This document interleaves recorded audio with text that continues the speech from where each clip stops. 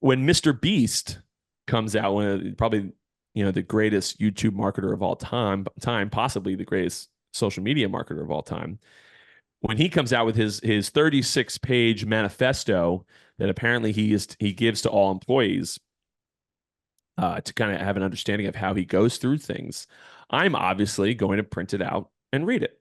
And I'll read it so you guys don't have to, even though it's not that long, and kind of go through exactly, how Mr. Beast does this and what he focuses on.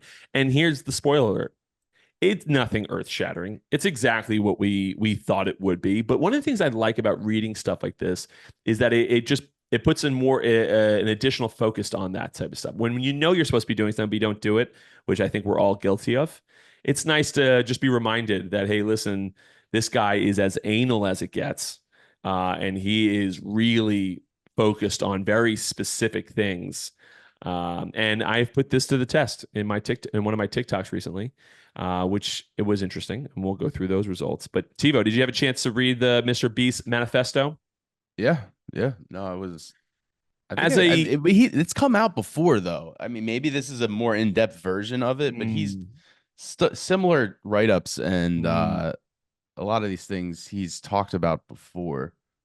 Do you have any, as a guy who's lived and breathed social media and building podcasts, building brands and such?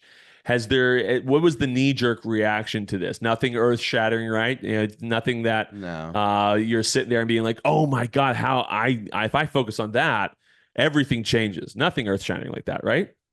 Yeah, no, I wouldn't say there's anything in here that's earth-shattering. It's yeah, it's a good step-by-step, you know, tutorial of if you Mm-hmm. have, the brand and you have something in content that you want to accomplish, then I think that's the hardest thing is you got to drill down to what you really want to accomplish.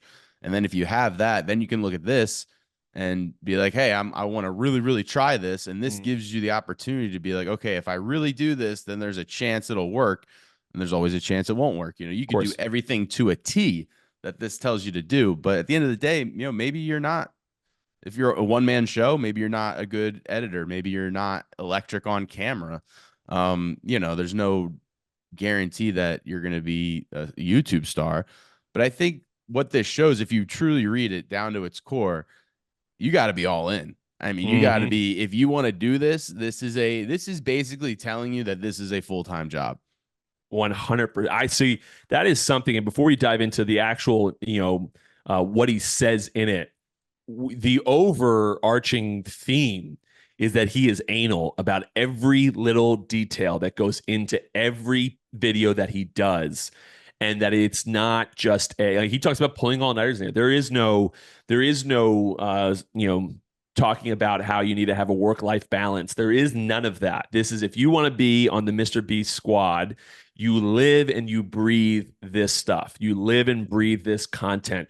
I know in the article, or not in the article, in the manifesto, he talks about if you worked on only one video per day, which sometimes you'd feel like you might have to because he is so anal about every detail. He's like, you failed. And you fell behind on two or three other videos that you were supposed to do, and that snowball's never going to end. You're never going to catch up. You failed that day. And like talks about if you were in charge of getting the world's biggest ice cream cone for a skit for a video on YouTube, and you called the guy who does that. He said all good, it'll be ready for this date, and you didn't follow up with him 2 weeks before, 1 week before, every day leading up to it, and that thing wasn't there on time. It's your fault. You didn't do it. You can't just call them, they give the green light, and then you forget about it and hope for that day that shows up. You got to be on them every single day. If you're going to give a video to an editor that has 4 videos on his plate, and you need this by this day, be very specific with him. Go meet with him face to face. Call him if you can't meet with him face to face. Do not send a text message, and then call him every single day or 2 or 3 times a day to check status updates. See when it is, because if that video is not ready on time, it's your fault. It's not the editor's fault because you didn't stay on top of them. And so there's like it was so right down to the period on any sentence. It was so thoughtful in everything that he did. And when you go through it, Like there's like listen, like the first thing that I underlined was talking about the three things he really looks at: click through rate, average view duration, and average view percentage. Which I think I can speak for both of us, Steve-O. We both look at those things. Those are important. It's not like something we never looked at before. Certainly looking at how long people are viewing the video, because if you can capture people's attention for 20 seconds, your video is probably going to do better than if you captured it for 2 seconds. And if people just continue to scroll past it, or they don't click on that, they see your thumbnail but they don't click on it, it's gonna play a role. We want to see that click through rate. We want to see the percentage of people that clicked on this video, how long did they watch it for, so on and so forth. So nothing crazy there, but like you said, like there is that feeling that Jimmy is just like, every little thing matters. And he mentions even so that he won't fake anything inside of the video. If he's not excited to do it, the video's not being done. Like when he goes on camera and you see his excitement to the world's largest ice cream cone, like his excitement, at least he says here, is real. I'm excited to do this. It's gonna be fun because it's ridiculous and it's something that he does. And like that is what he wants. He's like, I'm never going to go on and have to fake my excitement for this video, because if I have to fake it, it probably means that the people at home aren't going to be excited to watch it. And I honestly, it's painfully obvious, but like I do find myself forgetting these things at times. Like one of the things that it rang true for me for my TikToks is he's like, a lot of people, they find what they're good at, they find a format to their videos that works. And then the ones that those videos, and he said he's seen it 1,000 times, those people that have that and they start gaining a following, they inevitably die because they never change. They just keep doing what they think has been working.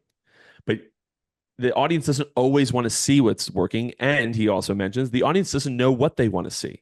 But you have to switch it up. You have to mix it up and always be adapting to things and trying to make things more creative, more, attention grabby, because that's what's going to keep people around and wanting to watch more and more videos. And when I was growing on, still am growing on TikTok, but when I was, kind of getting started to doing this growth on TikTok, I would do a lot of, camera right in my face, and we're going to talk about restaurants.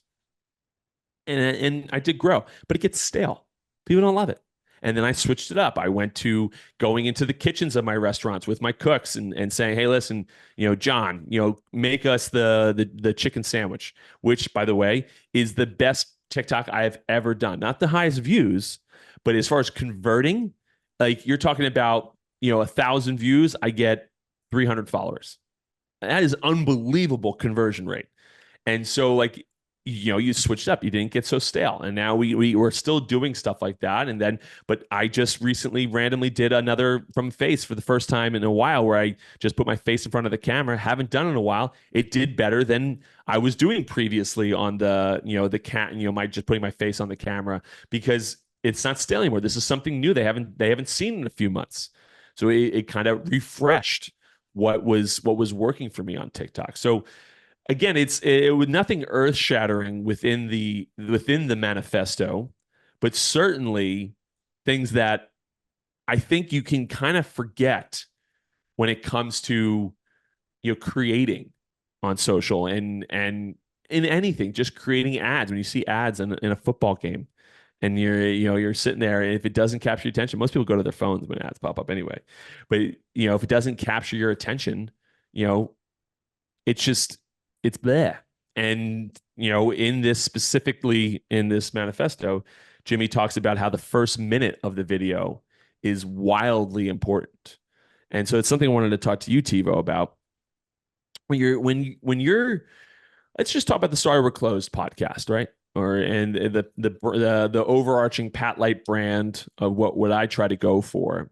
When you're creating the clips for the show, when you're creating, we just started doing a little bit longer form on X, where we pin a video that's a little bit longer form, a little bit like a segment of our show, just to kind of get you a little bit larger taste and a little bit easier access to the show. When you're creating this stuff, it seems as though in his world, now granted, very different types of videos, so let's call a spade, but it seems as though the first minute of any video that you do, or the first 10-15% of any video that you do, is the most important part of the video in grabbing the attention and saying, you want them to stay. Hey, listen, stick around for what I'm about to watch, what you're about to watch, because eventually you have to get into like the information portion of this video. Like there's going to be a part where you have to sit there and listen. Like you can't, especially the way we do our stuff on Sorry We're Closed. Like you're going to learn about Mr. Beast. You're going to learn about Tennessee football. You're going to learn about one of the bars that I'm working on. You're going to learn about that stuff. But that first portion of that is getting you to want to learn about that stuff almost. Like you might be interested, and then it's like keep you around. Do you ever think about when you're picking the clips out, for example?